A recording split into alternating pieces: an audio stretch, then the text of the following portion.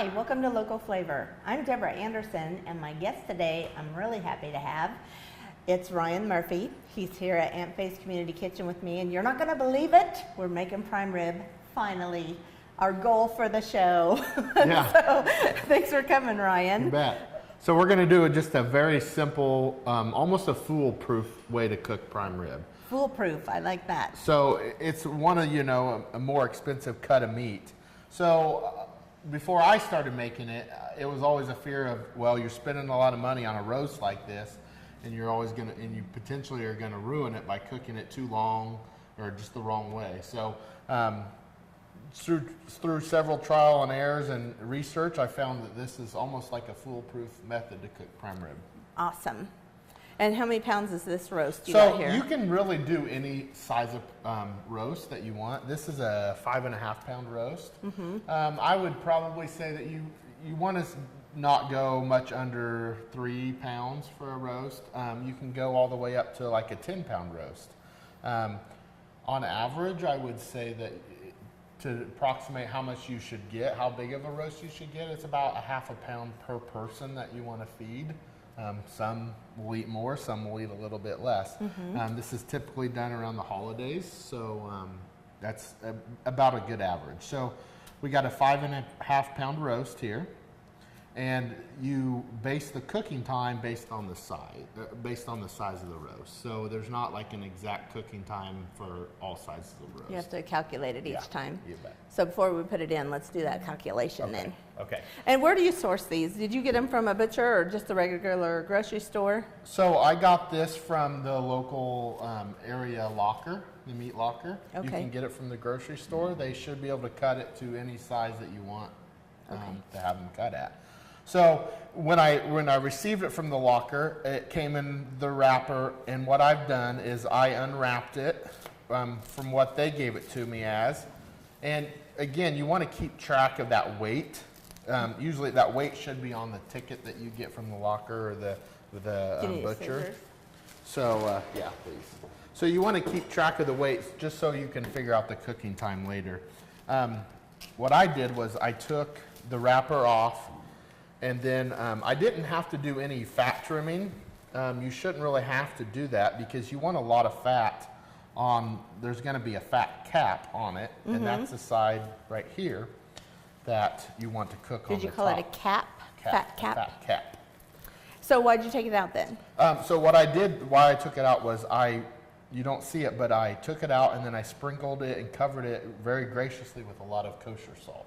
Oh, okay. So that just kind of helped season it. Did you have to rinse it or no? I didn't rinse it. I did dab it a little bit with paper towels just to get some of the liquid off, to get some of the salt to stick. You don't have to put that salt on it before, but it does help season it extra well. Probably soaks in a little further maybe. Yeah, you bet. So we put the salt on it, and then we're going to put some more salt on it. It's not really an exact amount. You just kind of graciously put some salt on it. So we got our roast here. I'm going to set this to the side, and I'm going to rinse my hands a little bit. Yeah. Our next step is also what's key. I want to say right now, what's key about this is you want to make sure that this roast reaches room temperature. What is room temperature? So I would say just on average it takes about 3 hours to reach room temperature, and that really helps with the cooking time, and it also helps basically get a more accurate temperature when you're cooking it. And okay, because it doesn't have to start from such a cold spot. Yes, yeah. So you just leave it on the counter? So yeah, I had it in a brown paper bag and kind of opened, and it did leak some juices, so you want to, you can put it on a cooking pan or something like that, just to reach room temperature, and cover it up so it stays covered up. So we keep this we get this to room temperature, and then we also another key thing is we're going to use some butter to coat it, and we want the butter at room temperature too. And we're just going to wrap it, and you want 2 sticks of butter. You can use a little bit more if you want. 2 sticks is probably the sweet spot for how much you want to use. Wow. Oh, it probably depends on how much roast you got too. Exactly. That's exactly right. And a lot of it, when you're cooking, a lot of it will run off and melt off. Yeah. The key too is that you don't want to. And this is real butter. Yeah. Yes, that's a good point. Do not use stick margarine. Use real butter. And this is salted butter. You can use unsalted butter with as much of seasoning and salt as we put on this. Either or is fine. Another key point is that you don't want to really like try to melt this in the microwave. If try to skip a step or try to cheat on it a little bit, you really Which I might try to do because I keep mine in the freezer, and so sometimes Right. I am trying to pretend I thought it out. Right. It's possible, but it's better if you don't. So we just got our butter here, and what we're going to do now is add our seasoning, and this is one of the most key ingredients for seasoning a prime rib. And what we're using today is a Pampered Chef product, and you can get this. I just got this from my local Pampered Chef dealer. There's a lot of different prime rib seasonings on the market, so it's really just something that you want to find that what you like. This has a lot of thyme and let's see, it has thyme, basil, fennel seed, rosemary, tarragon, and it has lavender too. Does it have marjoram or no? Sometimes they do. Yes, it does. Okay. Yeah. So we're just going to lavender. add about 3 tablespoons to our butter here, and then we're going to mix it up. You got a brand new one. This is a brand new one. I'm going to sniff it when you're done. It's okay. It's really... It does smell fresh. Yeah, Those are good. it is. And the lavender is kind of what scared me off at first, but really it's really good in there. So I said 3 tablespoons. It's called Herbes de Provence, I Yes, think. thank you. Isn't that- That's a good, yes, thank you. It's called Herbes de Provence. Yeah, and other companies make a similar one. Most of them have a lot of thyme, marjoram, and then fennel and lavender is kind of optional. So Yes. I love fennel. I'm glad about that. Yeah, you can buy it online. I haven't really been able to find it like at just the local grocery store, but you can buy it a lot of different places. Or if you want to buy 100 bottles of things, you could Yeah. make your own. Yeah, and like I said, there's other prime rib rubs and seasonings that a lot of different places sell. That it's kind of just finding whatever you want to do. Now, So this is for about a 5-pound. If you had more sticks of butter, you'd put in a little more, maybe. yeah, you would a little bit more butter, and then Is maybe this the size you usually get? Yes. Okay. It's about 6 pounds is what we usually do, and that feeds, like I said, that feeds about 10 to 12 people. And I'll keep this to the side because I do actually sprinkle. And if you want to, you can sprinkle a little bit more on this after. You want to mix that up for me, I sure will. please? So we're going to mix the butter up with this seasoning, and then we're going to spread that on the roast. Now, is there any saltiness in this seasoning, or you add that separately? So, there's no saltiness in there. We are going to add that after we put the butter on the roast. It smells really good. And also, what's important about getting this also to room temperature is it's still a little bit chilled here. It really helps the butter being at room temperature, and the roast being at room temperature really helps the butter stick and spread onto the roast. So, like Are you going to do it with your hands? Yep, that's the Here way we to go. go. So like I said earlier, we want the fat cap up. Okay. So I'm going to start on the bottom. And something I didn't say earlier is you can use a bone-in or a bone-out roast. This is just a typical bone-out roast. So I'm just going to take my hands. Yeah, I'm not helping you with this. This is the fun part. This is like when you're a kid in kindergarten or preschool and you get a It's Play-Doh. Play-Doh. Yeah. And just make sure it gets in, there's some crevices in here of these rib cuts. Well, when you get your prime rib at the restaurant, the edge always tastes the best. This is probably why. Yes. And so what you'll see, and we're going to put some salt on here, but it seems like a lot of salt. And that's good because the edge, like you said, is also always very seasoned. And once you get into the middle cut of the meat, it's not as seasoned, but you still want that salt and that seasoning to penetrate the roast. Okay, so let's talk, while you're rubbing that on, if we could talk about how you calculate how you're going to cook it. Because you use the method where you start out at high heat and then finish off at low heat, right? Yes, and there are a lot of different ways. A lot of people use different ways to cook this. People cook them on the grills, in the ovens. But this way, where we're using the high heat, it's almost like a searing at first, and then we're gonna cool the oven down, and we're gonna let it cook. Well, I'm gonna work on the calculation. Let's take a short break and finish up this rubbing, and then we'll come back and put the salt on, because you're rubbing that in pretty good.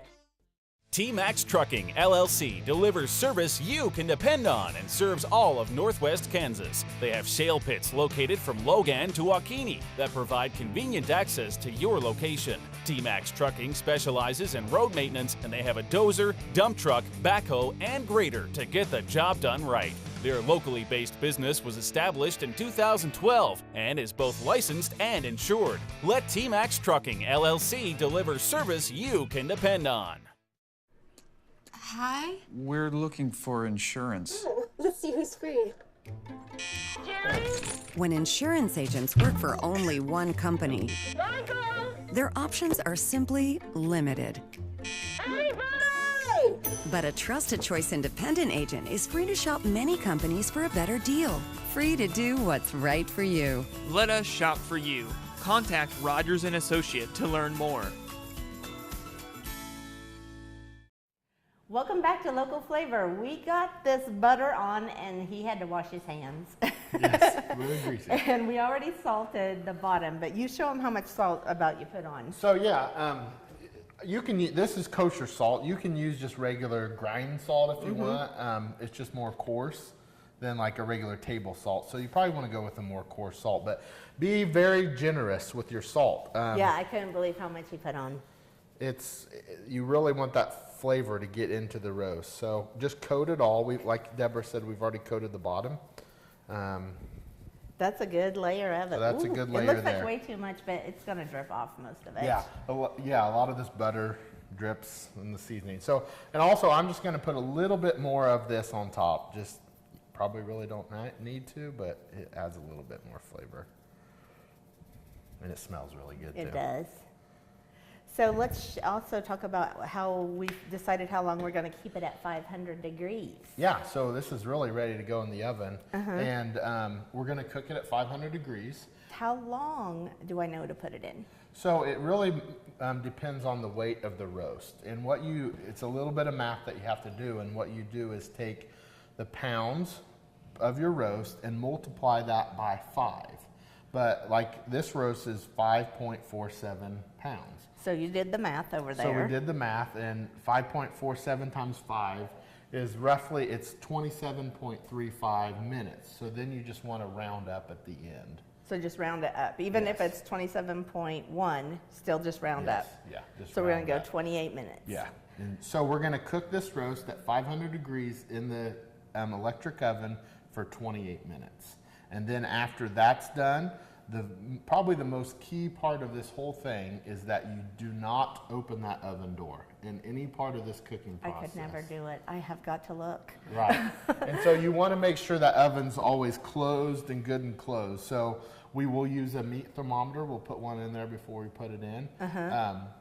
But you want to make sure that you just go ahead and stick it in. Yep. So if you use a digital, sometimes the door is a little bit open, and you just want to make sure that door is closed the entire time. That's the most important part of this process. So just put your meat thermometer in the good middle center of it, so you know that it's.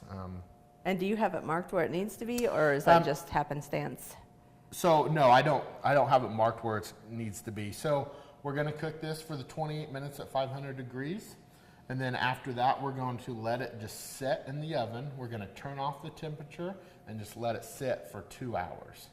In the oven? In the oven. Don't open the door? Yes. Okay. Yeah. And really, No matter how much it weighs, 2 hours. yes. Okay. Yes. Because the weight depends on how much you cook it at the 500 degrees. Okay. But the 2 hours is 2 hours. And really, as we get close to the end of the 2 hours, we're going to watch for the temperature, and that's what the thermometer is helpful for. So we're really wanting a medium rare prime rib is right at about 135 degrees.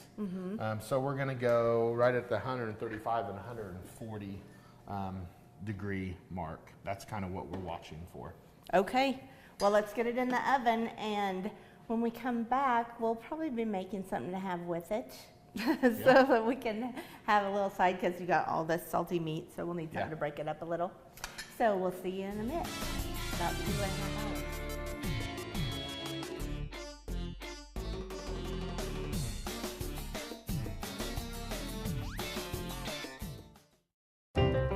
Gove County Medical Center provides compassionate care combined with today's latest technology. We offer a wide range of services to meet the growing needs of you and your family, including surgical and swing bed services, cardiac and cancer rehab, as well as our pain clinic, long-term care, OB, and ongoing lactation assistance. Serving all of Northwest Kansas, our team of doctors and staff are committed to healing through caring. Visit govecountymedicalcenter.org and find us on Facebook to learn more. Welcome back. Ryan asked me to make a side dish, and one caveat being that I could not use the oven. So I had so many ideas, and I kept forgetting that they use the oven. So I'm going to make some rice pilaf, just some simple rice pilaf, and I have a tablespoon of butter, and I'm adding a tablespoon of olive oil to my pan. And once this gets warmed up, I'm going to saute some Orzo pasta. I like the kind with Orzo. Not all rice pilaf has it, but I like it. I like it toasted too. So I need 2/3 of a cup of this, and I'm going to saute it until that's a 1/4.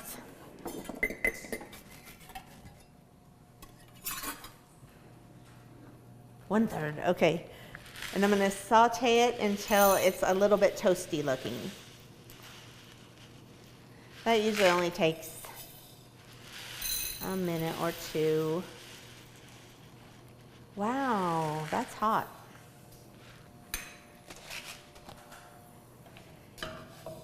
And another thing I'm going to saute is some onion and garlic.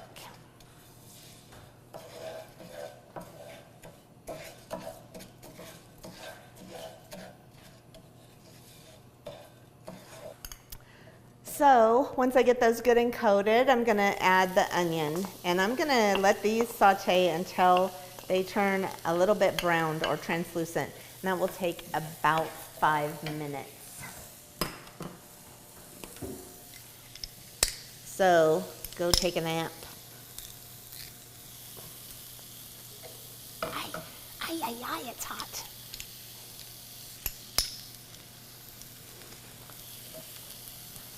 It's like all the heat from this is going up around. So I have added a couple cloves of garlic and about a half of an onion that I chopped up fairly small. And I'll take a short break while we saute this, and when we come back, I'll add the rest of the ingredients.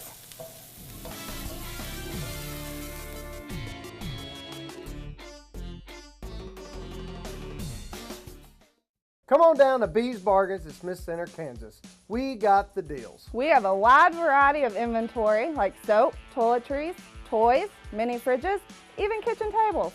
Everything is new at Bees Bargains, but it's all half the price. Yes, half price. That isn't just a good deal, that's a great deal. And with new items daily, our inventory is constantly changing. That means new great deals are coming in by the truckload weekly. Bees Bargains at Smith Center. If you can't find a deal here, you can't find one anywhere. Okay, I've gotten these almost translucent, and I'm gonna, before they're quite done, I'm gonna add the rice. And I'm using jasmine rice, and I need about a half a cup. And I just want to add the rice soon enough so that I can get it all covered with the oils.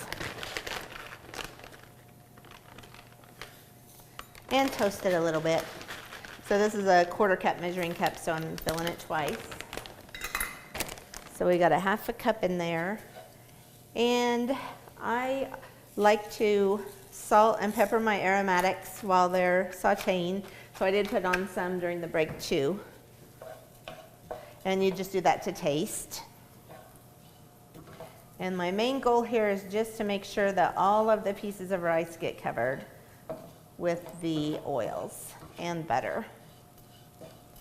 And we used olive oil and butter, about a tablespoon of each. And the main thing that rice pilaf is, it basically means rice that's cooked in broth. And you always want to have your aromatics and a little bit of seasoning. So instead of cooking your rice in water, it's in chicken broth. Holy cow, this is the hottest stove I have worked on today. So that's about a minute of that. Now I'm going to add the liquid. It takes about 1 3/4 cup of broth and a cup of plain water, as you guys know. I am always using the powdered mix for my broth, so I just measured the broth and water together. And I'm going to put in, this is for each, I'm going to put in about 1.5 tablespoons of my broth mix. Just follow the directions on yours. That's about how I like it. And for my spice, I'm going to put a little bit of cumin. Anytime you can change what you put in. Some people like to put like cinnamon and allspice, turmeric, cumin. Just make sure that you don't put more than 3 and that you don't put total for each one more than 1/4 teaspoon. So it's just very, very little. So I'm using cumin. It's my most familiar flavor, and it'll make it a little more yellow too. Saffron is a great one to put in. I do not own that yet. It's very expensive. So I'm going to bring this to a boil, and then once it boils, I will, pardon me, once it boils, I'm going to cover it and reduce the heat and let it simmer about 15 minutes. Then I'm going to add a veggie to it and let it steam cook, and it will be resting and steam cooking about the same time that the prime rib needs to rest when it gets taken out of the oven. So I'm hoping we can time it so they rest together. If not, we'll make it work. So come back when this is ready to fluff up and add the veggies. Welcome back to Local Flavor. My rice has been cooking about 15 minutes, and I'm gonna just fluff it just barely, and I'm gonna add some zucchini to it and mix it in just real quickly. I don't want to take too long because I'll lose all my steam, but I need to fluff my rice and add the zucchini at the same time. And then this is going to rest another 15 or so, 10 or 15 minutes, so that it will sort of cook down that zucchini with steam. So more waiting.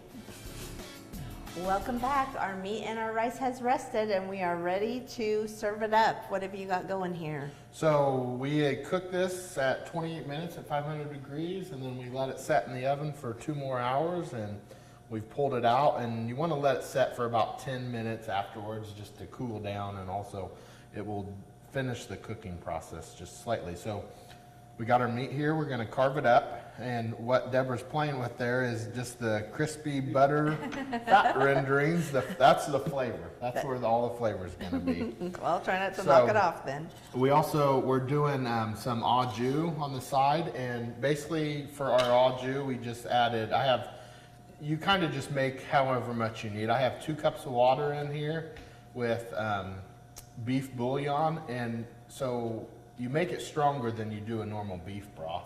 So I added 3 times the amount that it calls for beef broth. And then I've also, so for 2 cups, I added 6 teaspoons of beef bouillon. And then I added 3 teaspoons of the rendering from Oh, you already put it in? Yes. So I've added that from there, and I got some of the cracklings or whatever, the flavor in it. So awesome. Well, the only thing I need to do to top off mine is to top it with some chopped up pistachios. Sometimes people put toasted almonds, but that reminds me of that Chinese flavor of rice-a-roni, so fried rice. So I didn't want to do that. And I'm going to top it with a little bit of parsley, just for some color. And are we ready? Yeah, so Okay. let's carve into this. And what we'll get here and what we hope to see is it's going to be a little bit pinker in the middle, and then towards the edges, the outside edges, it's going to be a little bit more done. So I'm going to carve it in the middle, and we don't want to carve it.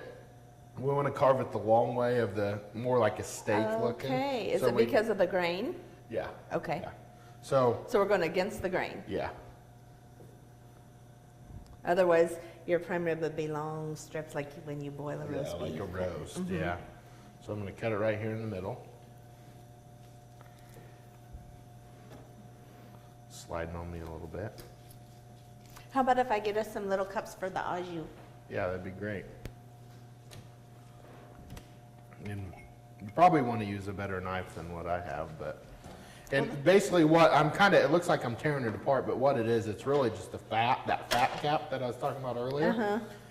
That's what I'm cutting through. So I'm gonna cut through that, and that's actually looks very good. Awesome. Let's get a look at it on the. So I'm gonna turn this around a little bit. Yes, it looks like now we just got 2 steaks. Yeah. This is So enough for one everybody. for me and one for you. Okay. So there we are, and just to finish it, I'll just continue cutting it in thinner slices, and you can use an electric knife if you want, but these sharper, bigger knives tend to work great. Okay, are you gonna put some on? Yeah. Do we get to taste Yeah, it you before? bet. Oh my. That's my favorite part, that's why, you know. Right, this is the best part of the show.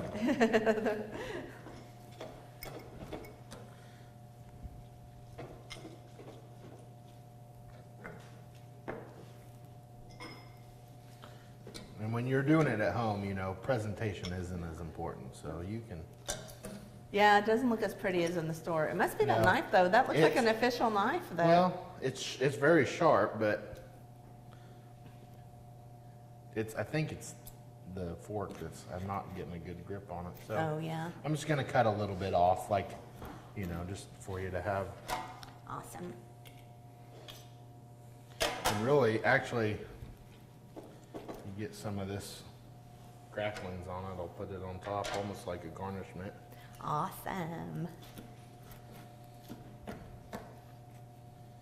Okay.